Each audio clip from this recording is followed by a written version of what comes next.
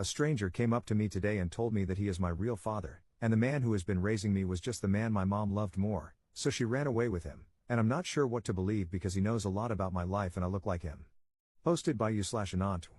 A man came up to me and said he was my father, but I already know who my dad is, or do I? What should I do? Is he a scam artist?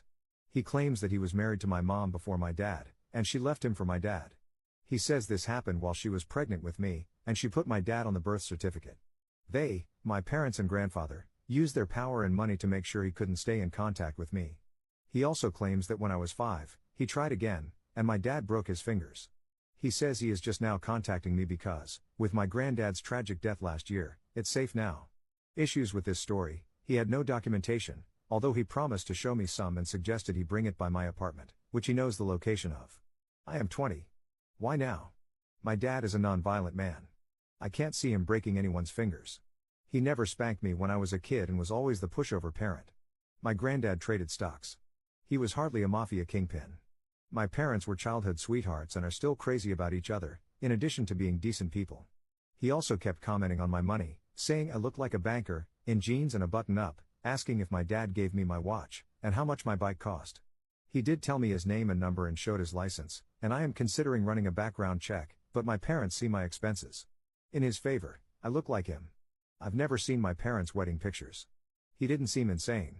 He knew a lot of information that would be hard to find about my family. He mentioned a coat I had as a kid. I am an only child. My mom said that they never got so lucky as to have another. I don't know. I would usually ask my parents, but my mom just got diagnosed with breast cancer, and I don't want to worry her or my dad that some psycho is trying to swindle me, harass me, or harm me. Top/relevant comments. Commenter. Sounds like a crazy guy and has no reason to be in your life.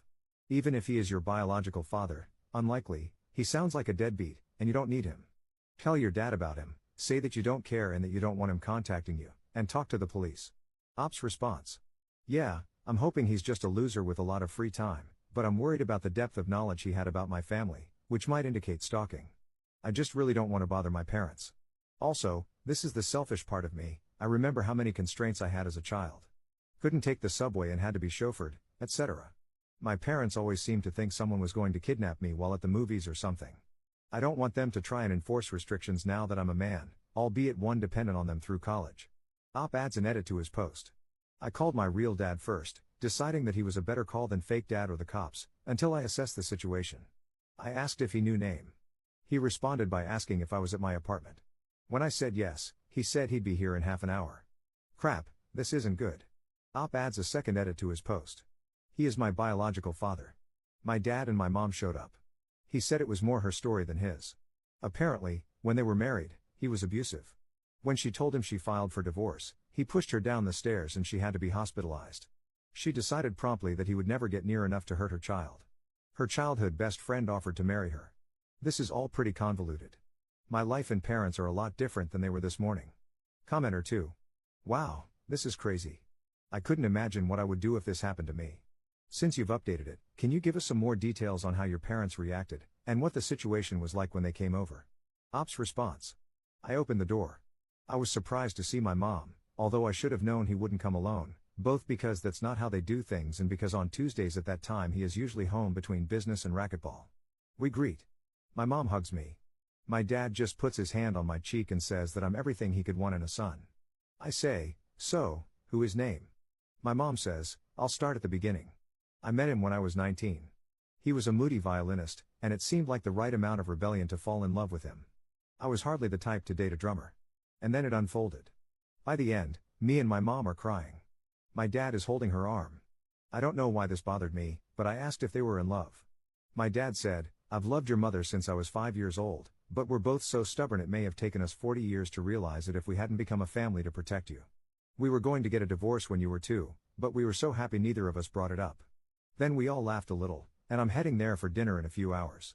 It's a screwed up situation, but my family is still my family, and I'm a lucky guy. Commenter 3. So, did your dad really break his fingers? Op's response. Yes. My dad said that when I was little, my mom caught him watching us in the park and promptly ushered me into the car. He came to the apartment, and she went down to the lobby. He cornered her, and went his charm, I gave you such a fine son, he's got my looks, doesn't he? I think the least you owe me is a few hours. Didn't work. He grabbed her, leaving bruises, and had to be escorted out by security. He was waiting for my dad outside his office the next day. My dad is angry but listens to him go on. Give a man enough rope to hang himself, he always says. Then he mentions money. He's been deprived of his son, and if this continues, reparation only seems fair. My dad decided that you can't stalk his family and shake around his wife with loose threats. So he grabs his hand and twists it until it breaks, telling him that the next time, it will be his bow hand. And he will never give him a dime or let him ruin his son. When asked about how his parents married. My parents claimed they married as friends to give me a name other than his, and a father to make it difficult if the abusive jerk ever attempted to use me as leverage. Then they fell in love. Originally, they planned to divorce after a respectable time frame, but they found marriage suited them. When asked how his parents are doing now. They've always been best friends. There's a picture on our mantle of them at 5 years old. Their nannies used to let them play together. They were never romantic, they both claimed.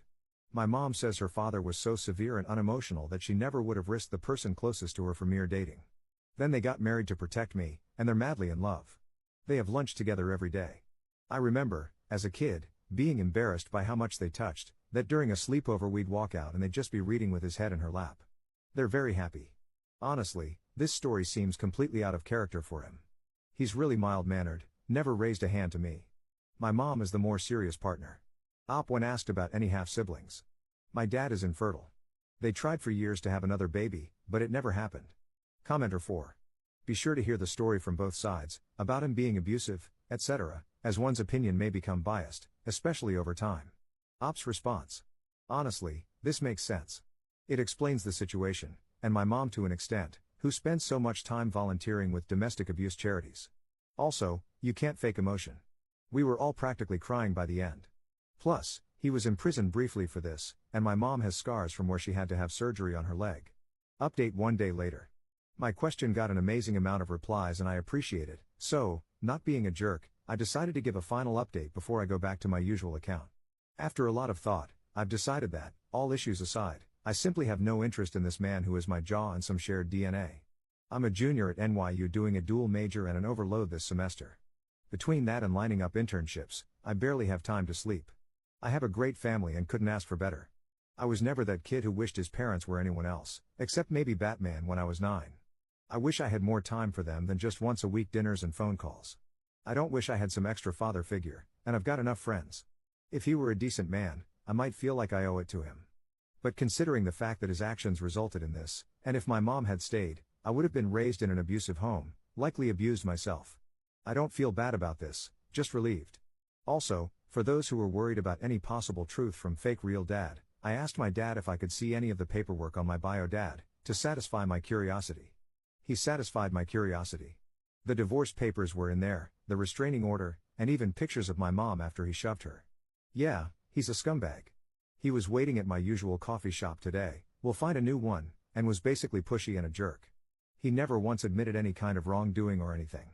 I ended the conversation by saying, "Thank you for contacting me, but I'm happy in life right now. If I ever change my mind, I will contact you."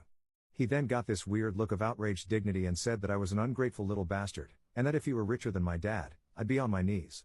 Then he said that without him I wouldn't exist. He said I was his only son and he wished he didn't have one.